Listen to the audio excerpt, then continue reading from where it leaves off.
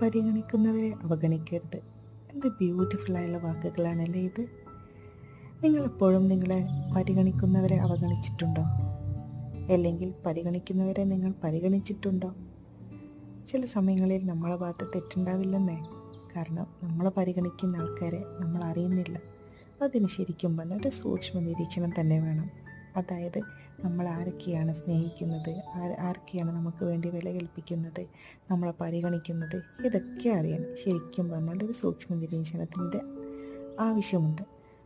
എന്നാലേ നമ്മളെ സ്നേഹിക്കുന്ന ആൾക്കാരെ നമ്മൾ ശരിക്കും മനസ്സിലാക്കിയുള്ളൂ. എന്നാലല്ലേ അവർ നമുക്ക് വേണ്ട രീതിയിൽ പരിഗണിക്കാൻ പറ്റുള്ളൂ. നിങ്ങൾ ഇതുവരെ അങ്ങനെ ചെയ്തിട്ടുണ്ടോ? ചെയ്തിട്ടില്ലെങ്കിൽ ഇന്ന് തന്നെ ചെയ്തു നോക്കൂ. അതിൻ്റെ ഒരു മനസ്സുഖം വേറെ തന്നെയാണ്.